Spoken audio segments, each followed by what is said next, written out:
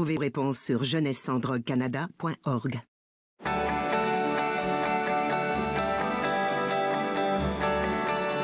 Vous regardez TV Rogers, Ottawa.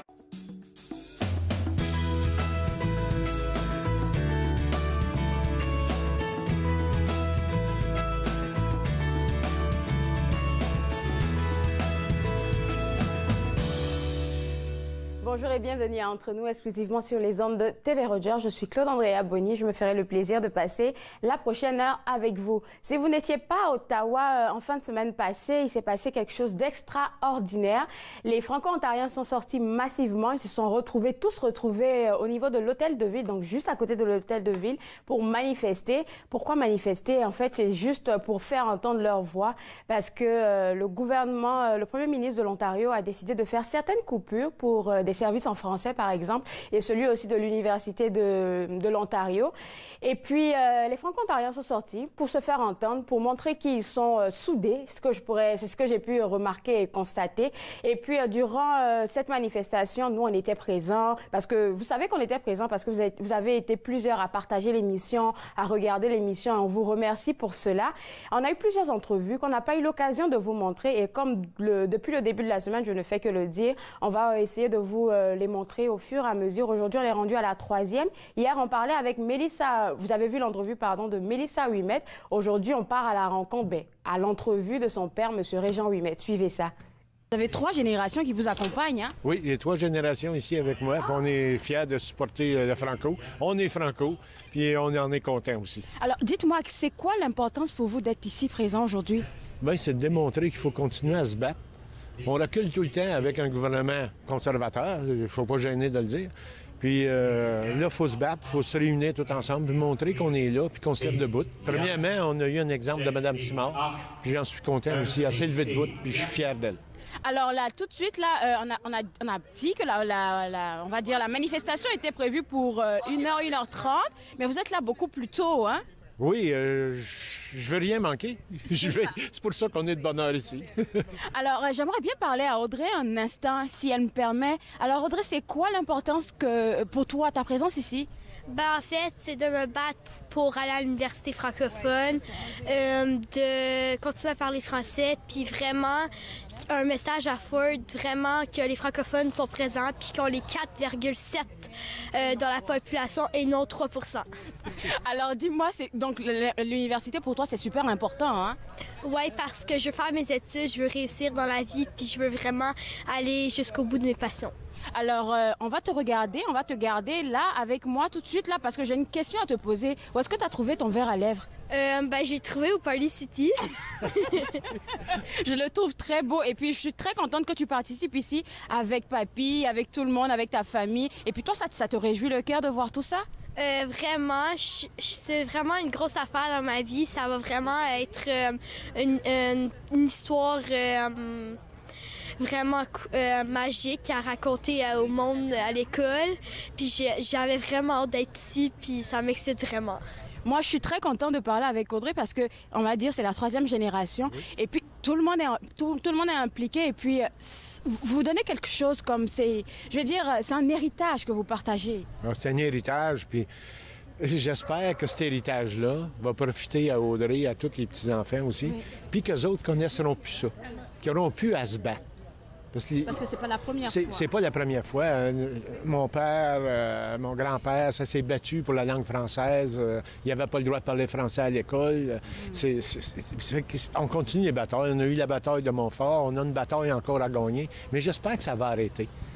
Oui, arrive un moment. À un moment donné, il va falloir que les gens qui dirigent les gouvernements, surtout en Ontario, qui prennent part avec nous autres, puis qui travaillent avec nous autres, et non contre les francophones. Et puis, on va inviter tout le monde à passer à la fromagerie, hein?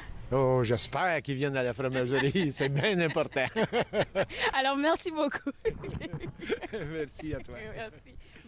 Alors, comme vous avez pu le constater, il y avait de toute génération. Il y avait même des plus jeunes qu'Audrey que vous venez de voir, là, je dirais 2-3 ans, qui avaient leur drapeau. Et puis, c'était tellement cute à voir que, franchement, moi, ça m'a réjoui le cœur parce que c'était la première fois pour moi de vivre quelque chose dans ce genre.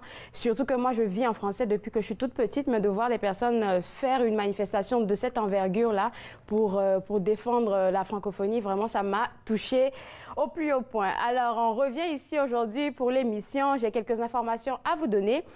Bientôt, ce sera les fêtes. Donc, c'est le moment de retrouvailles, mais c'est aussi un moment de partage. C'est un moment où on veut partager ce qu'on a et puis faire plaisir à d'autres personnes qui sont dans le besoin. Dans ce contexte-là, moi, je vous invite à aller visiter le site web du Centre social communautaire Vanier parce qu'ils organisent, je vais dire, ils font un événement, le déjeuner des flocons. Donc ça c'est pour le vendredi 7 décembre, où ils essaient de donner un peu de réconfort, un peu de leur temps, un peu de vivre aux personnes qui sont dans le besoin.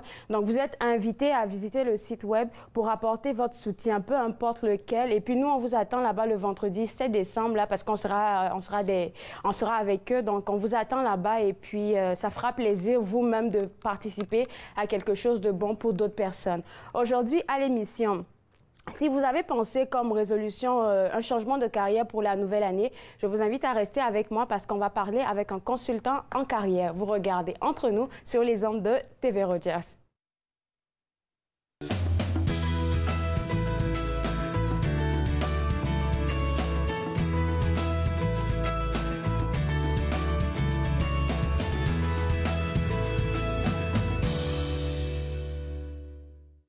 À la prochaine émission de Lumière et d'être, j'aurai le plaisir de m'entretenir avec Mylène Piché, qui est artisan de conscience.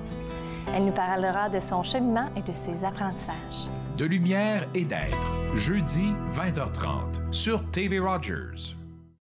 Bonjour, je suis Dustin Jihou, je suis un bénévole pour TV Rogers. TV Rogers m'avait appris à vraiment être meilleur personne d'équipe, puis aussi de me déjeuner un petit peu parce que j'avais du trouble avant avec des personnes, mais maintenant c'est plus comme, je suis plus confortable juste être avec des personnes. Quand j'ai commencé le semestre, j'ai pris des bons amis, puis c'est facile de faire des amis quand vous travaillez ensemble, puis vous allez pour la même chose.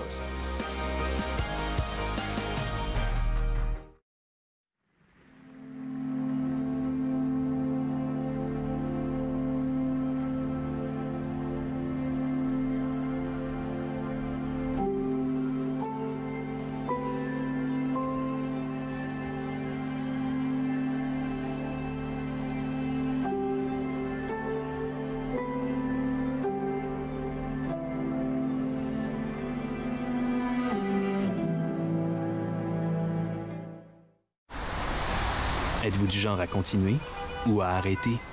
Difficile de s'arrêter quand on est dépendant. La légalisation du cannabis n'arrête pas la dépendance. Elle banalise sa consommation. Soyons vigilants face aux impacts. Vous avez besoin d'aide? Visitez portage.ca.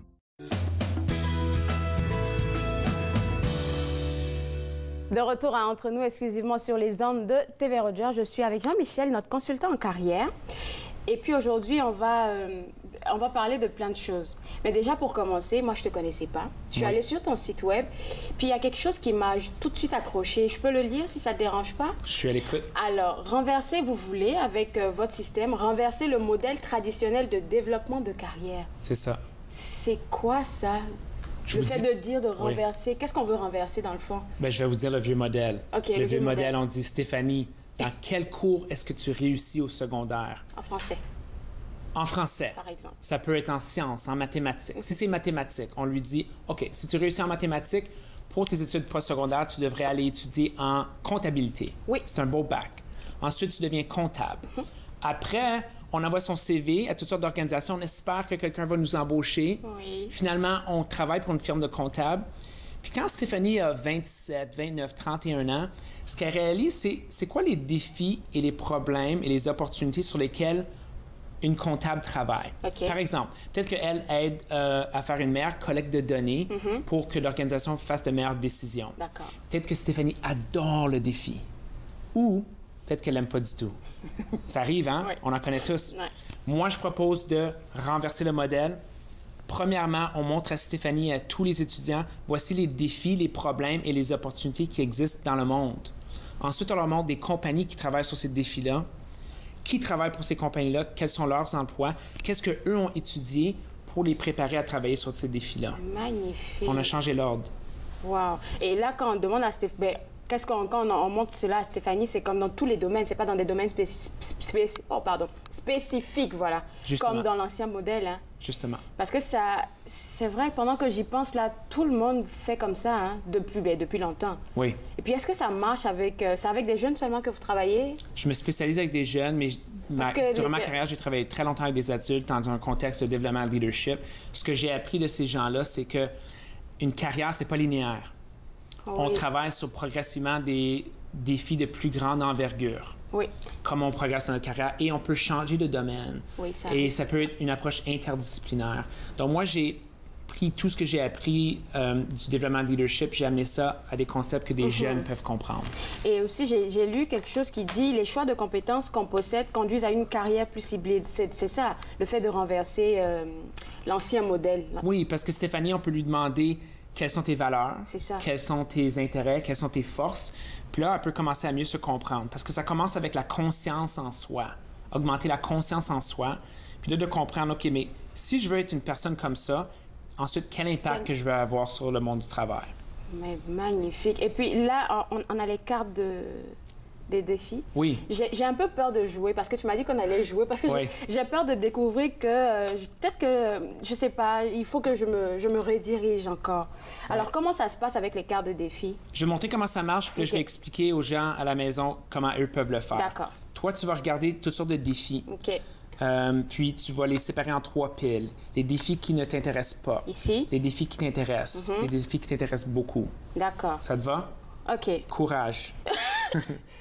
OK. Donc là, moi, je vais donner le background, le contexte derrière l'outil. C'est que une fois que j'ai compris qu'on devait demander aux jeunes quels défis, problèmes ou opportunités ils aimeraient cibler, j'ai réalisé qu'ils ne sont pas prêts à répondre à la question. On ne leur a pas enseigné à comment penser à leur carrière de cette façon-là. Donc, je me suis dit, bien, moi, je vais aller lire tous les blogs, les textes, les livres, les auteurs, les futuristes, pour aller voir, mais qu'est-ce qu'eux disent? Quels sont les problèmes qui existent dans le monde? Puis, j'ai créé un jeu de cartes qui s'appelle les cartes défis, qui est une version très simple de qu'est-ce qui est disponible dans le marché de travail. Il va y avoir des choses comme comment est-ce qu'on peut établir le commerce équitable?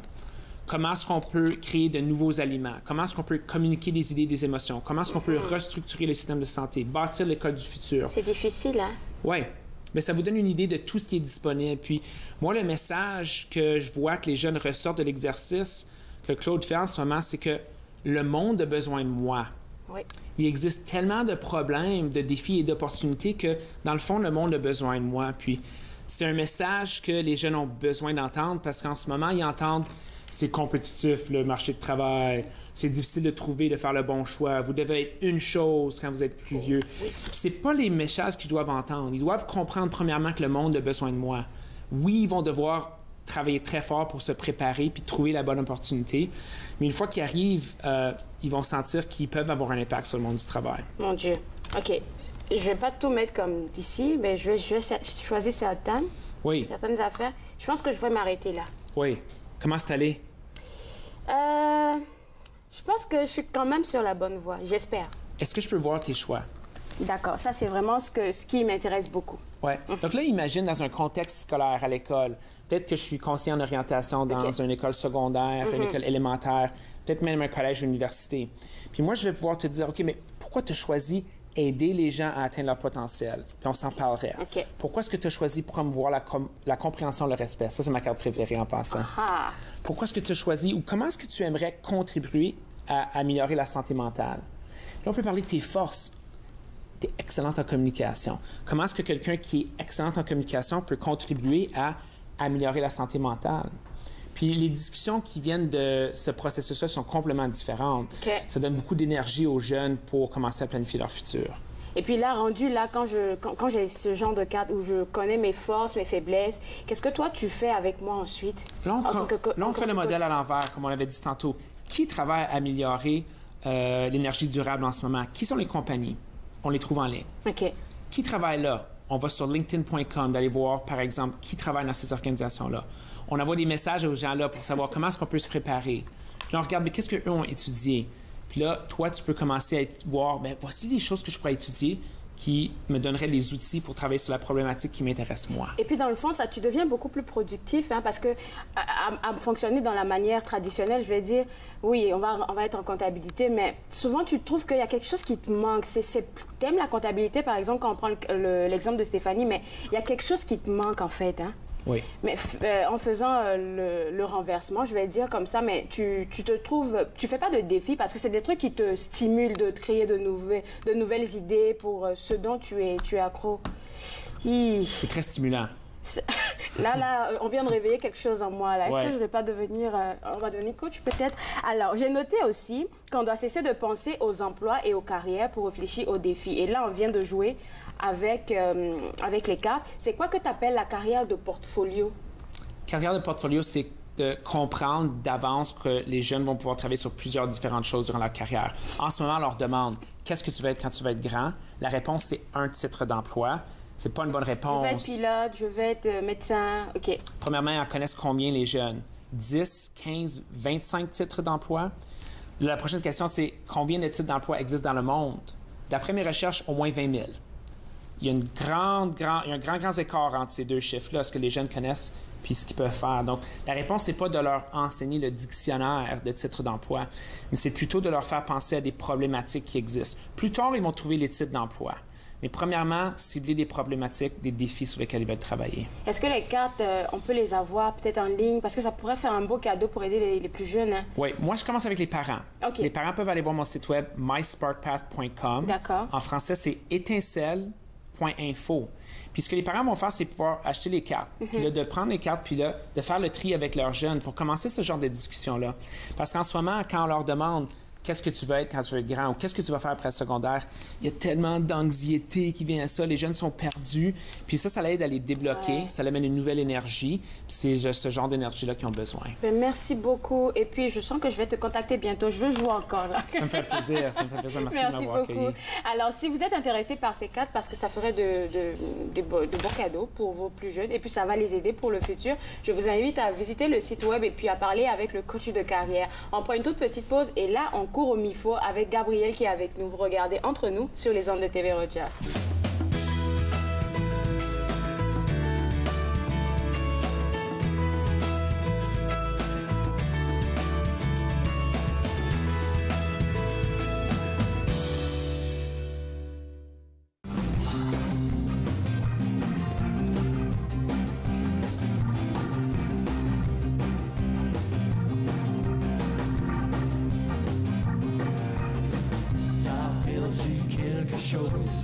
Un peu plus loin là-bas, quelque chose que t'avais mis de côté, mais tu t'en souviens pas.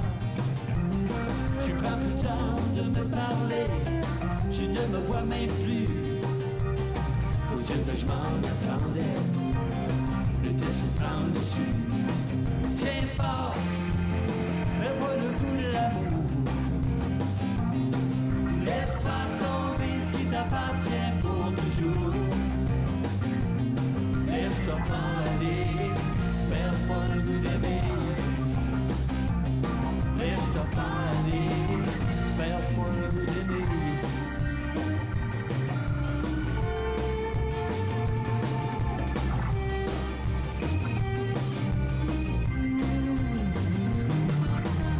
Tu parles de tout, tu parles de rien, y'a personne qui te comprend.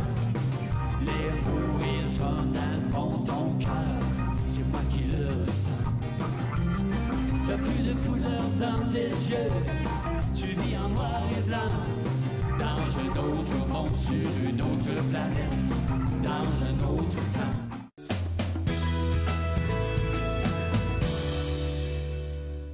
De retour à Entre nous, exclusivement sur les ondes de TV Rogers. Je pense que, Gabriel, tu as des idées cadeaux aussi pour nous. Hein? Mais il faut, c'est pas juste des...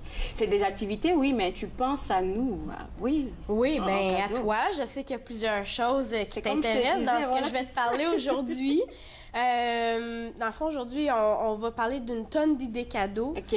pour les autres, mais pour soi-même aussi. On sait que dans le temps des fêtes, on fait nos listes, mais on s'oublie souvent sur notre liste. Donc, on va parler de plusieurs idées et on va commencer avec nos spectacles, évidemment. J'en parle souvent quand je viens entre nous. Et pour bien commencer, pour se mettre dans l'ambiance, je vous laisse avec une petite introduction vidéo. On y va. C'est décidé. Cette année, je vais me faire plaisir en leur faisant plaisir. Anthony Cavana pour ma blonde. Et moi, un spectacle de Yao? Ah ben, parfait pour le neveu. Et moi, des billets pour Mariana Matza pour ma mère. Et moi, et pour mes beaux-parents, une soirée en compagnie de Guylaine Tremblay dans la pièce Enfants insignifiants. Ah, je peux pas rater ça. Faites comme moi, achetez des billets dès maintenant pour les spectacles présentés à Orléans au Centre des Arts Schenkman. Rendez-vous au mifo.ca. Donc, ça vous donne une bonne idée. Il y a des spectacles ici, j'aimerais détailler un peu plus et vous en donner d'autres idées aussi. Évidemment, je ne vais pas tous les mentionner parce qu'on annonce des nouveaux spectacles. Il y a tellement de choses qui se passent. Exactement. Récemment, on a annoncé Marimé, Philippe Bonne, Tanguy. Puis tout ce que je vous dis, évidemment, comme d'habitude, on sera au mifo.ca. On peut aller voir des vidéoclips, des informations supplémentaires sur chaque spectacle et on peut acheter nos billets en ligne ou sinon, on appelle le Centre des Arts Schenkman pour faire nos achats. D'accord. On va commencer avec Yao, qui était justement dans notre présentation. Et puis, il était là avec nous comme il y a 3 jours. Il vient à peine de rentrer de tournée. Hein. Oui, exactement. Donc ça, c'était un de mes points importants. Yao a grandi ici. On le connaît très bien. Il est à l'âge de la salle. C'est pas la première fois qu'on le présente. Moi, j'ai eu la chance de le voir en spectacle. Et je dis une chance parce que c'est incroyable ce qu'il fait sur scène. Je peux te le dire. Il fait du slam. C'est mélangé avec du soul, du funk. C'est un poète extraordinaire.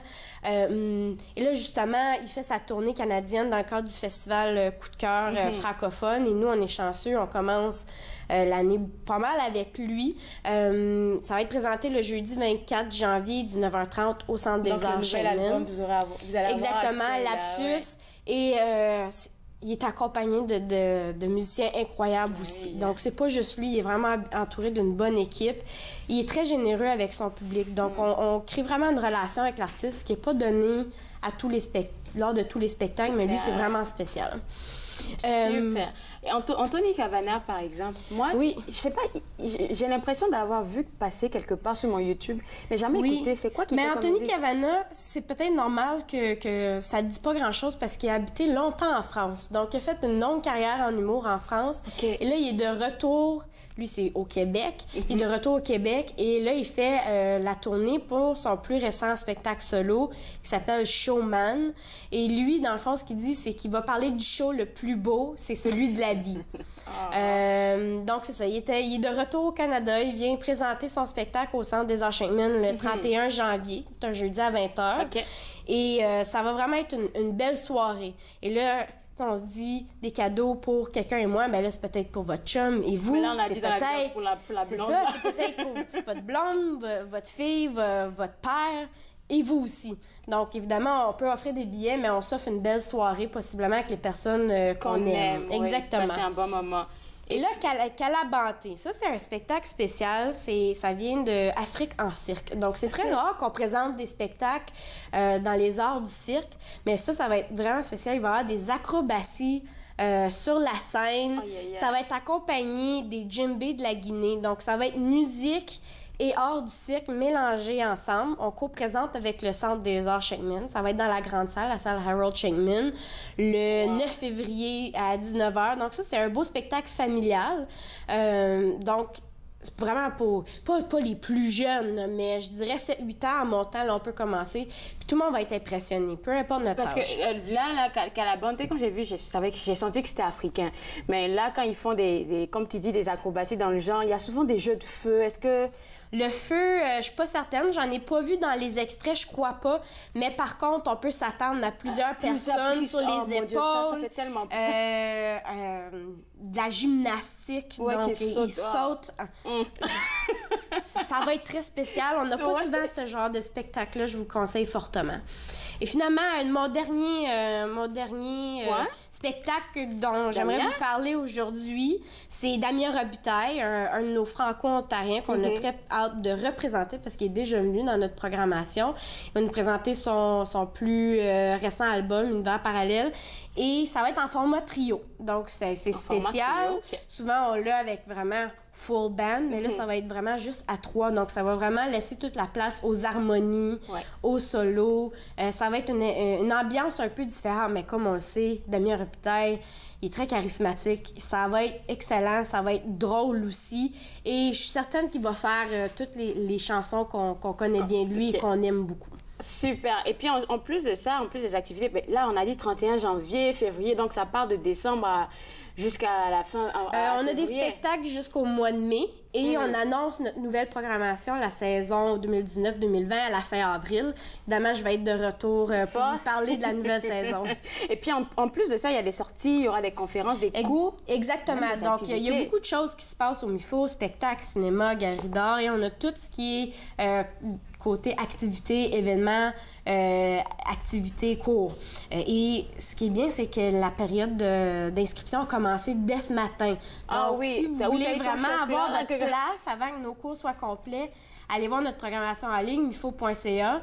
Quels sont les cours qu'on... Mais là, on en a plein. Je ne vais pas toutes vous les nommer, mais je vais vous donner des catégories. Par exemple, art et artisanat, musique, danse, sport et activités physiques, bien-être et détente. On a les langues. Dans nos cours, on a des jeux aussi. On a plusieurs sorties à travers l'année. On les a pas toutes annoncées encore, donc on se tient au courant. On peut s'inscrire à notre infolette, mifo.ca.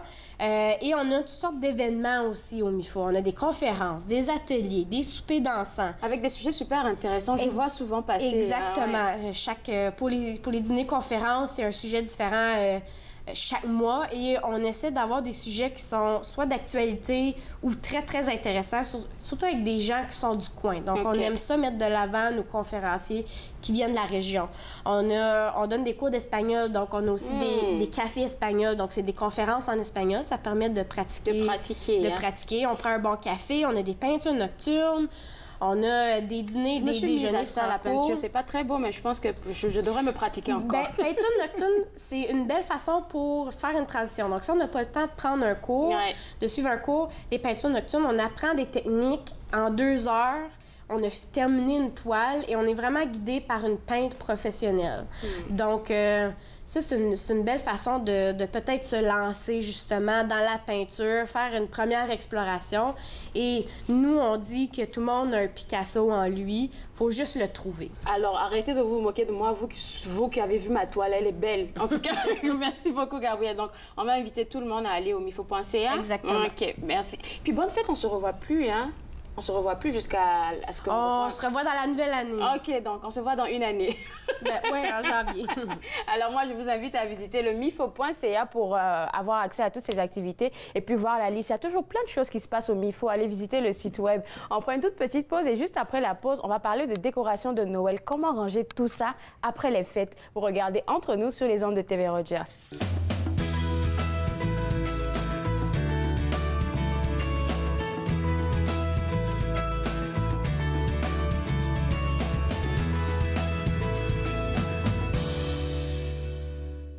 Tell them to stop love. Mag with your susu anytime. Tired of deception, no.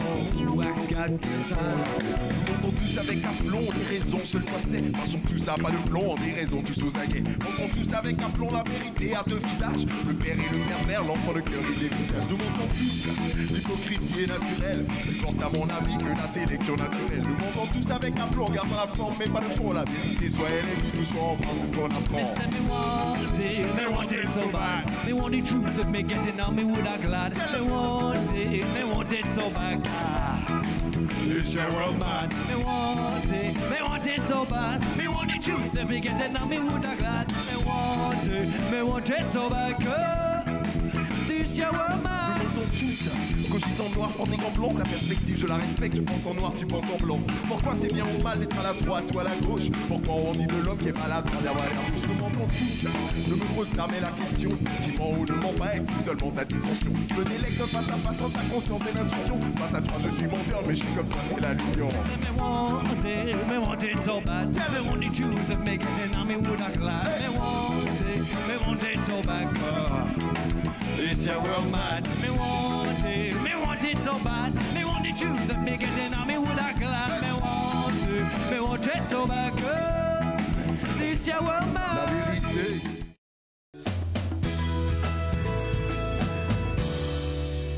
De retour à Entre nous, exclusivement sur les ondes de TV Rogers. Avez-vous déjà décoré votre maison? La mienne, elle est décorée. Pas moi, Valérie. Pas moi. Correct. Écoutez, la meilleure façon de s'y prendre pour décorer une maison, c'est de créer une habitude. Il y a certaines familles que la fin de semaine du 1er décembre ou le 1er décembre vont toujours installer les décorations. C'était toujours fin novembre avec mon père à la maison. Donc, toujours fin novembre, 1er décembre, ouais, c'est vrai. Dans ce temps-là, les enfants et les adultes aussi, on se prépare. C'est comme si on se dit, oh, cette fin de semaine-là, on va faire ça. Donc, on ne met pas d'autres choses dans notre calendrier parce qu'on sait qu'à chaque année, il se passe ça. Et il y a certaines personnes, particulièrement ceux qui ont des sapins naturels, qui attendent le 23 décembre pour décorer leur maison. Et puis là, le 23 décembre, ils décorent en grand. Donc, ça dépend vraiment des familles, mais l'important, c'est de se mettre une petite tradition pour que les gens puissent se préparer. D'accord. Et moi, je parle toujours de désencombrement. De désencombrement, c'est ça. Alors, s'il y a des décorations que vous n'avez pas installées cette année, une fois que vous avez tout installé vos décorations, il y a toujours des décorations dans la boîte. Si vous ne les voulez pas cette année, les chances que vous vouliez les mettre l'année prochaine sont très petites. Et l'année d'après, encore moins. Parce qu'il y a toujours de nouvelles choses pour les décorations. Exactement. Donc, laissez-les partir. Il y a des gens qui sont à la recherche de décorations de Noël actuellement dans les magasins, les thrift stores, les Value Village et tout ça, parce qu'il y a des gens qui n'ont pas les moyens de se payer des belles décorations plus chères. Donc, laissez-les partir, ça va faire des heureux. Petit conseil, toujours avoir un espace pour ranger nos décorations de Noël, mais qui correspond à la même grandeur à chaque année. Donc, si je décide que mes décorations de Noël, je les range en dessous de l'escalier, mais il ne faut pas que ça commence à déborder dans telle autre pièce, puis dans telle autre garde-robe, puis dans telle autre chose. Mais si on en achète de nouvelles? Il faut en laisser partir des précédentes. Quand quelque chose de nouveau arrive, il faut laisser partir quelque chose. Donc, c'est souvent difficile, hein? Oui. J'ai amené des petites images de choses pour aider à ranger. D'accord. À l'idéal, si vos décorations sont déjà là-dedans, félicitations! La première image, c'est une de boîte pour serrer les décorations. OK. Les boules? Les boules de Noël ou autres ornements. Ce qui arrive, c'est que souvent, on met les ornements collés uns sur les autres et ça les magane. Surtout celles qui ont du brillant là-dessus, là. Exactement. Donc, en utilisant une boîte comme celle-ci, ça se range facilement et chacun des ornements est bien à sa place et protégé. Le fameux sapin de Noël.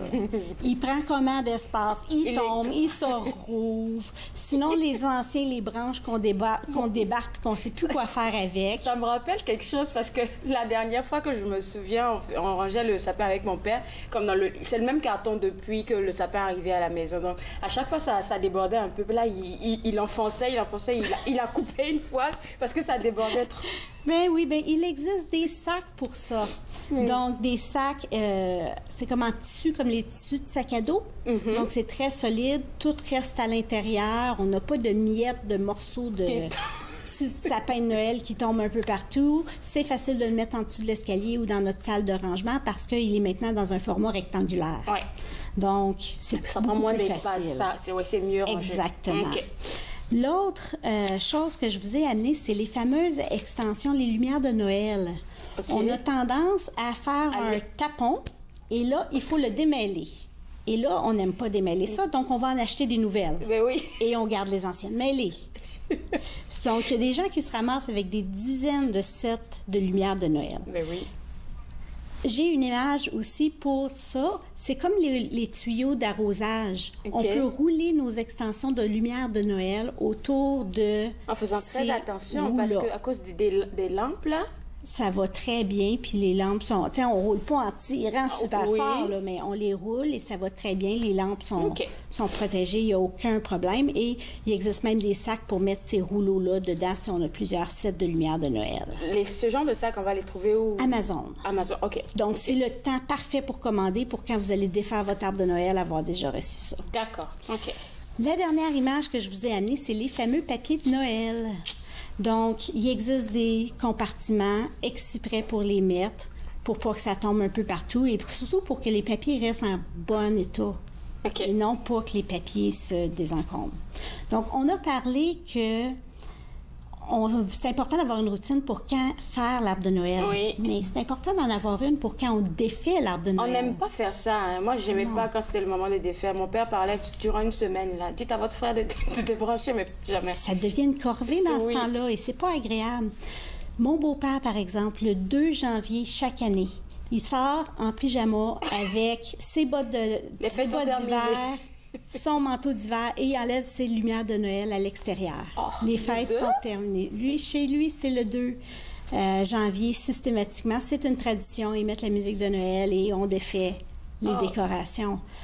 Qu'est-ce qu'on sait? Ils sont toujours bien rangés. C'est jamais une corvée. C'est rendu une fête de les enlever. Certaines autres personnes veulent attendre jusqu'après les rois. Les rois qui sont autour du 6 janvier, du 6 ou 7. Le lendemain des rois, on défait. Certaines personnes le défont les rois, puis après ça, on fait le gâteau avec la couronne. Et toutes les petites traditions comme ça qui fait que c'est plus facile. C'est moins compliqué, c'est plus agréable. Donc, c'est mieux, comme tu disais, c'est mieux de faire une routine. Hein? Oui, toujours. Parce que ça devient pesant, franchement, de défaire tout ça, là. C'est vraiment pesant. En tout cas, tu nous apportes toujours de bonnes idées. À propos, j'ai bien rangé mes affaires pour la cuisine avec les différentes tiroirs. C'est parfait. J'arrive à tout voir maintenant. Tu as toujours de petites astuces pour nous, pour mieux ranger la maison. Est-ce que on les a sur ton site web aussi? Ils ne sont pas sur mon site web. Par contre, vous pouvez communiquer avec moi et puis je peux faire... Parce que chaque maison est différente. Donc, je peux venir. Et puis, en janvier, je vous partagerai ma chaîne YouTube. Oh, super! Ben moi, je te souhaite de très bonnes fêtes. Hein? Et puis, on se revoit dans une année, on va dire. OK. Une année qui dure à peu près 30 jours? 30 jours, oui, c'est ça. Joyeuse fête. Merci. Alors, moi, je vous invite à aller visiter le site web de Valérie. Elle peut vous rendre visite à la maison. Donc, vous pouvez la contacter au travers de son site web et puis discuter avec elle. On va prendre une toute petite pause. Et juste après la pause, on va découvrir qu'il y a une vie après la mort. Est-ce que vous saviez qu'il y avait une vie après la mort? On en parle tout de suite après la pause. Vous regardez Entre nous sur les ondes de TV Rogers.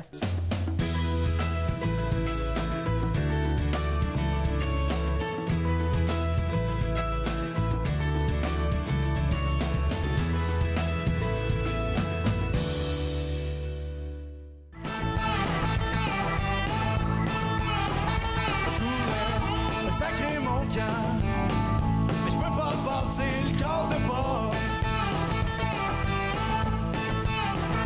Je voulais sacrer mon cœur, mais je peux pas passer le quart de porte. Parce que le gars est juste là pour être ton chum, je le sais pas. J'ai été piégé par un ange au 2e étage. Si je pense que c'est un jour, je me fais pas prendre mon cage. Couvre ta fenêtre, ma belle, je me pousse en douce comme un voleur. Non, tes voisins ne verront pas, j'ai un culot dans la noirceur.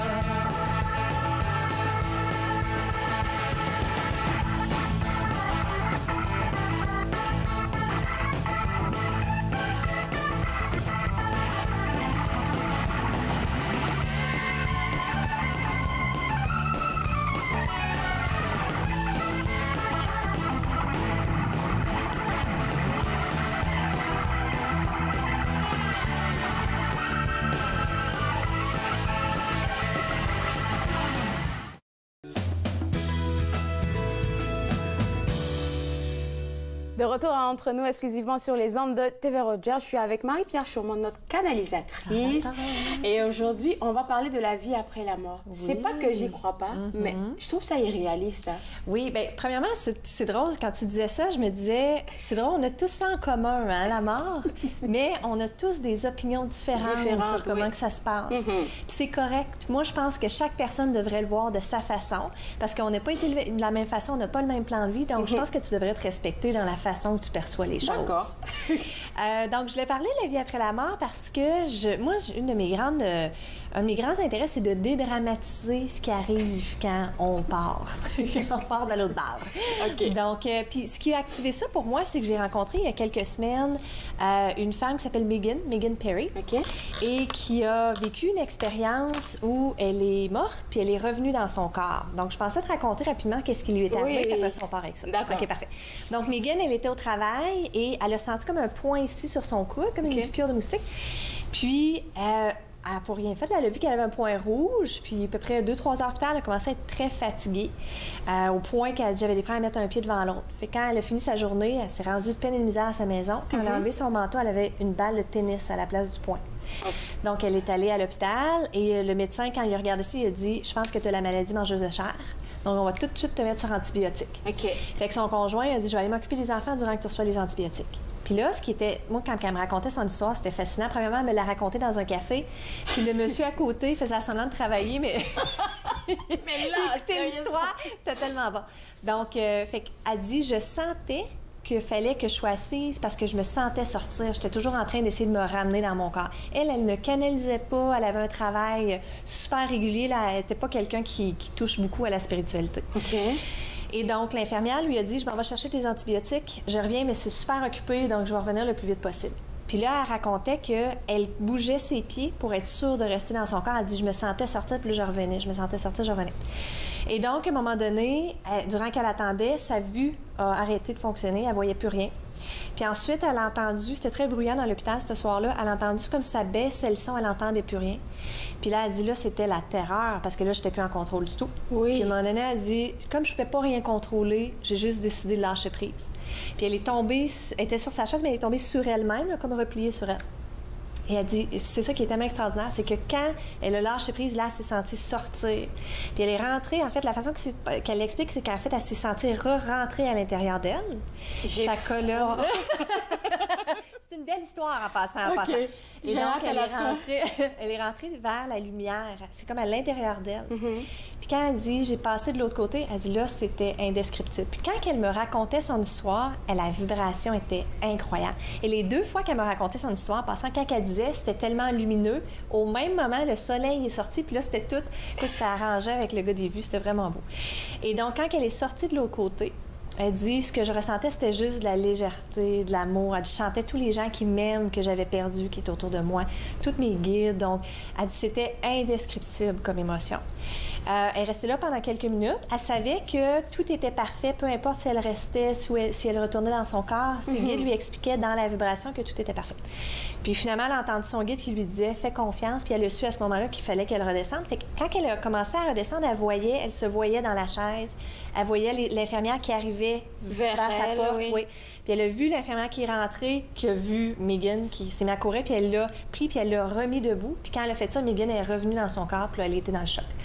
Et là, elle entendait tous les médecins qui l'ont réanimée, tout ça. Elle a dit, je voyais encore de moi un espèce de faisceau lumineux qui sortait, parce qu'elle était tellement connectée qu'elle voyait la lumière sortir, puis elle disait, je ne pouvais pas considérer que les gens ne le voyaient pas. Elle dit, moi, c'était tellement clair. Elle, ça lui a pris 1 mois avant de partager ça avec son conjoint, parce qu'elle disait, c'est bien trop flyé.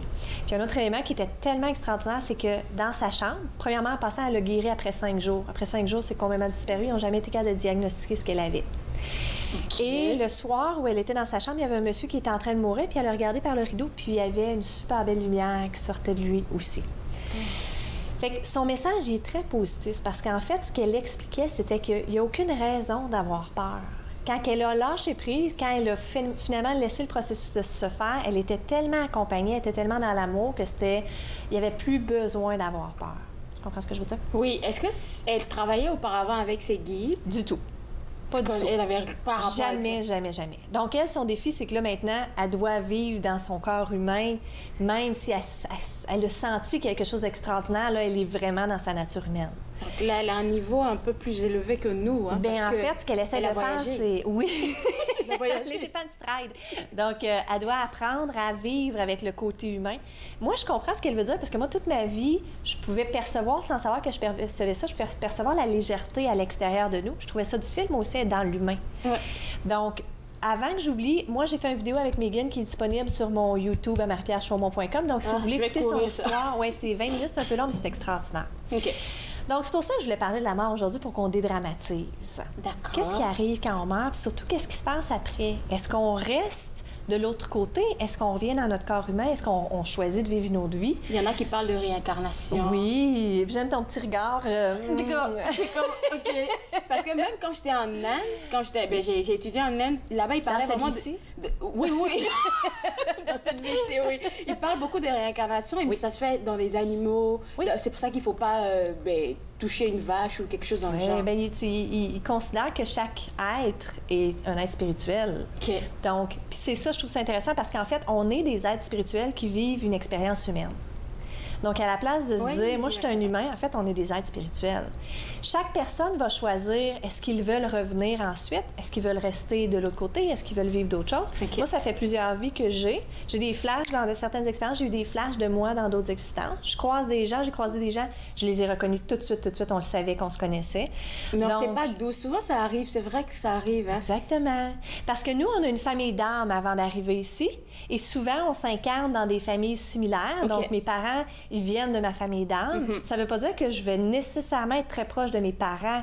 Ce que ça veut dire, c'est qu'on a choisi ensemble des expériences de vie pour évoluer, pour grandir. C'est pour ça que notre choix de partir et de rester de l'autre côté ou de revenir, ça fait toute partie de notre évolution. Est-ce qu'on veut revenir? Est-ce qu'on a encore des choses à apprendre? C'est le choix nous revient, en fait. Toujours. On a le libre choix. Et donc, ce que ça fait, c'est que je trouve que c'est, encore une fois, c'est rassurant de se dire, moi, je ne suis pas victime là-dedans, c'est moi qui décide si je veux revenir ou non. Oui. J'ai des expériences aussi que j'ai travaillé avec des personnes, quand ils décèdent, ils décident de rester dans le monde invisible un peu plus longtemps.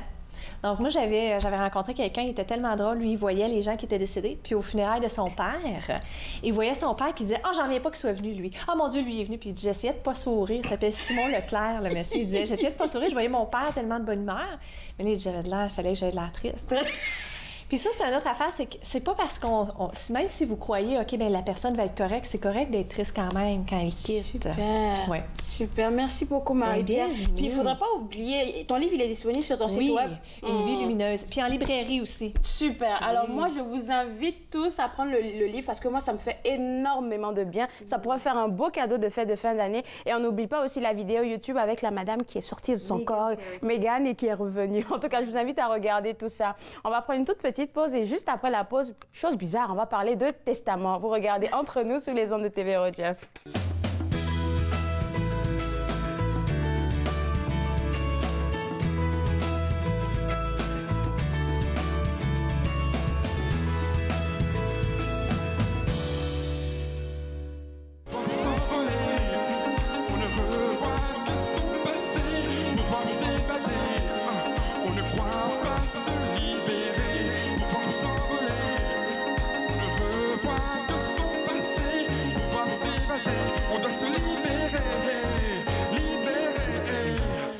Chaleur de ce désert se réalise ta légende, et les douleurs sont éphémères, et les leçons sont émergentes. La nature, mon ami, a vécu tous les temps. Si l'émotion t'envahit, tu ne sauras jamais comment t'évader, pouvoir s'envoler. On ne revoit que son passé, pouvoir s'évader. On ne croit pas se libérer, pouvoir s'envoler. On ne revoit que son passé, pouvoir s'évader. On doit se libérer, en solo comme un nuage dans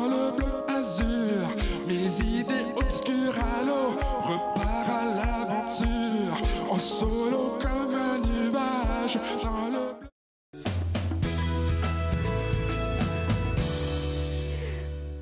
De retour à Entre nous, exclusivement sur les ondes de TV Rogers. On parle de testament, mais là, on ne va pas pleurer. Quand on parle de testament, souvent on pense à la mort. Mais là, Marie-Pierre vient nous dire qu'on a le choix de revenir si on veut. Fait que c'est juste une formalité, là, le testament. On va dire ça comme ça? Ouais. Excusez ma voix. Donc, non. Ouais, je sais, c'est le temps, mais c'est pas grave, là. On t'entend mieux. On t'entend bien. Alors, on va parler de toi, qu'est-ce que je raconte? On va parler de testament avec toi.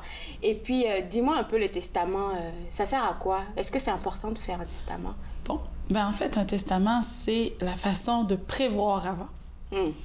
Dans le fond, on est dans la planification. Okay. Qu'est-ce qui va se passer après moi? Comment on va s'occuper de régler mes biens? Est-ce qui va payer mes impôts? Qui va s'occuper de mes enfants? Qui va recevoir des biens? Est-ce que je veux léguer à tout le monde? Est-ce que je voudrais que ça soit mes parents qui reçoivent? Est-ce que je veux que ça soit mon conjoint? Dans le fond, c'est ces questions-là qu'on répond en préparant un document. Moi, je me suis dit, le testament, c'est toujours vers la fin de la vie, hein, ou... À quel moment est-ce que tu penses qu'on devrait faire un testament?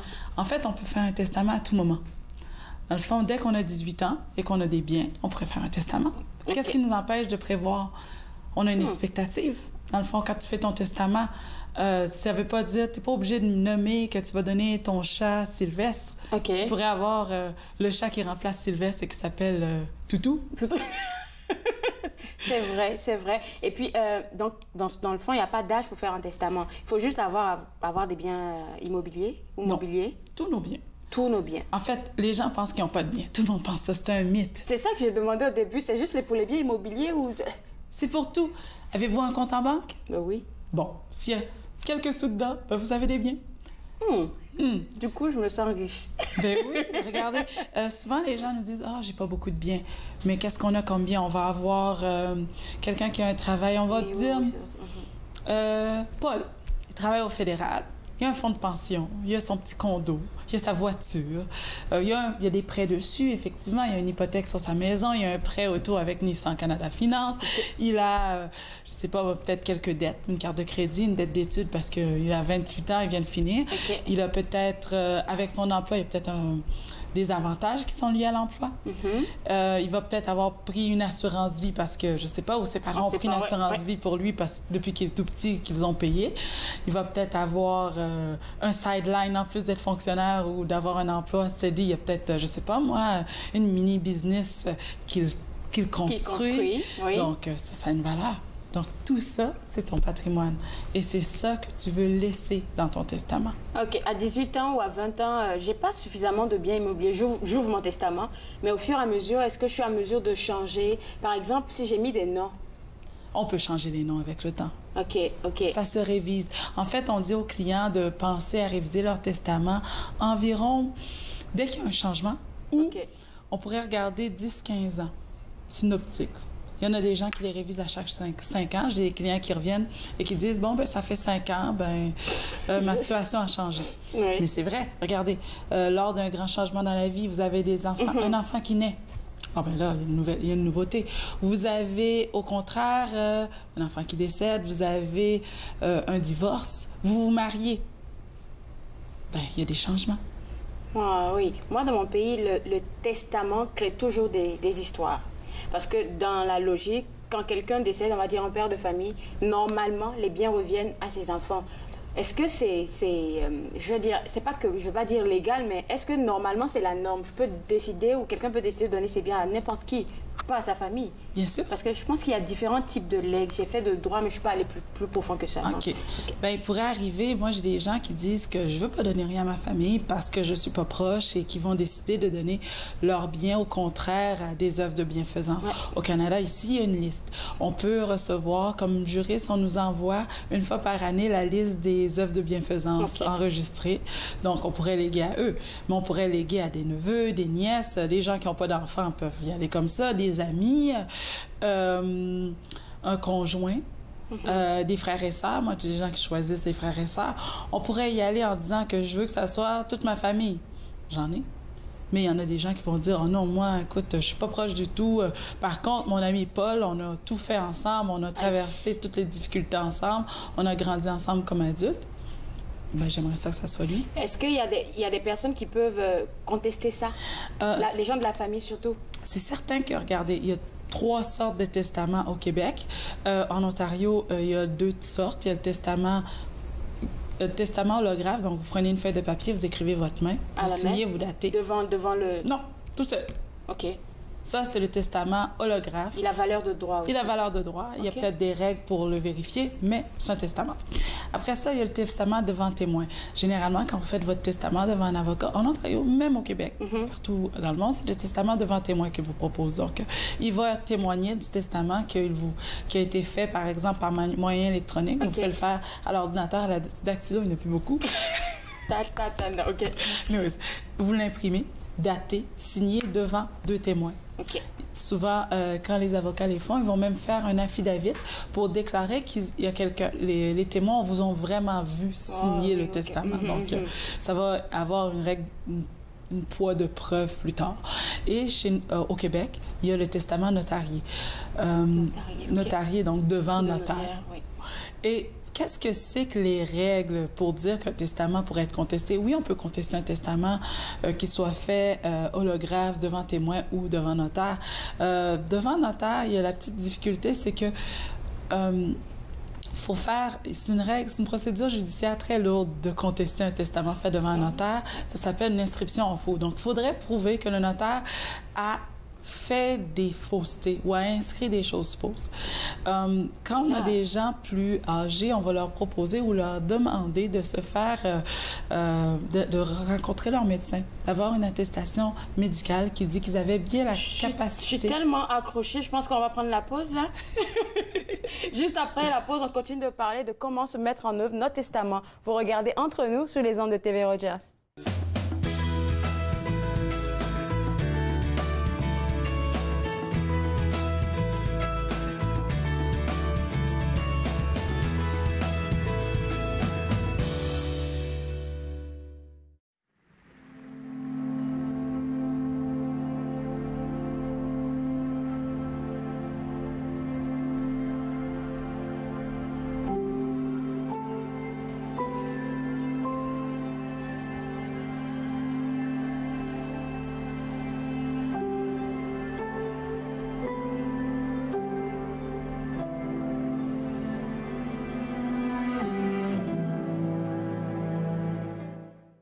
Le droit, avant qu'on ait conscience de sa mission, mais c'est pas tout le monde qui voulait l'exercer, la fameuse mission. Être franco-ontarien, lutte, combats éditoriaux. Vendredi 15h30 sur TV Rogers. Il a mes yeux. Il a les pommettes de sa mère. Il a ma phobie des hauteurs. Il a sa nature si compétitive. Il a mon sens de l'humour un peu bizarre. Il a son amour de la lecture. Il a mon oxycodone. Il y a des choses qui ne devraient pas se transmettre. Gardez vos médicaments d'ordonnance sous clé ou rapportez-les. Apprenez-en plus à sécurisezvosmédicaments.ca. Un message de Jeunesse sans drogue Canada. À la prochaine émission d'Émergence, je reçois Rachel Prudhomme qui nous parle cette fois de son activisme pour défendre la culture et l'histoire du peuple autochtone.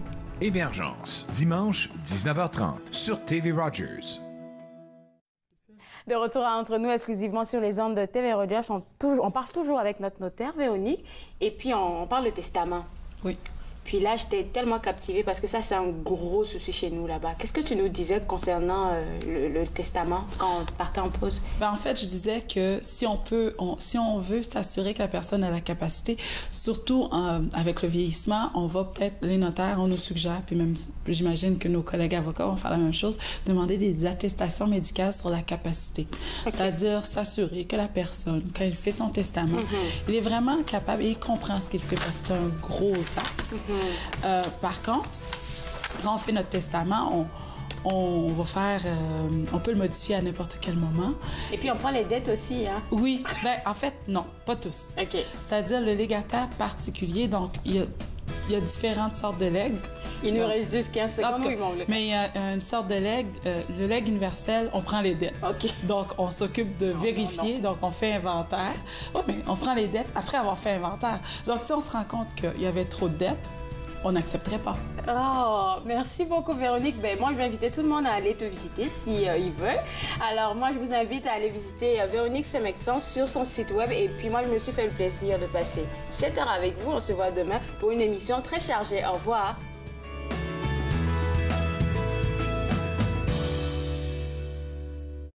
Faites-nous part de vos commentaires en composant le 613-521-2323 par courriel sur Facebook et Twitter.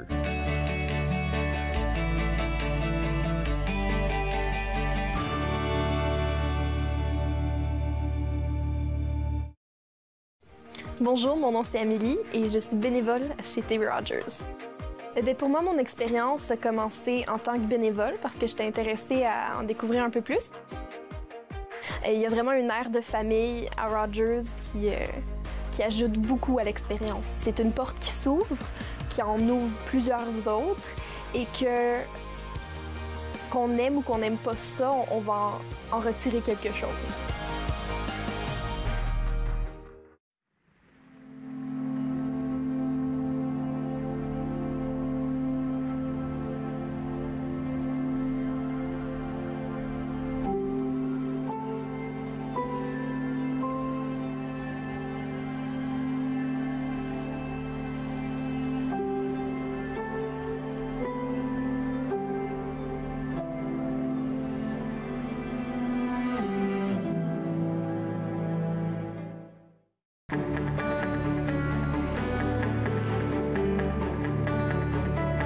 Regardez TV Rogers, Ottawa.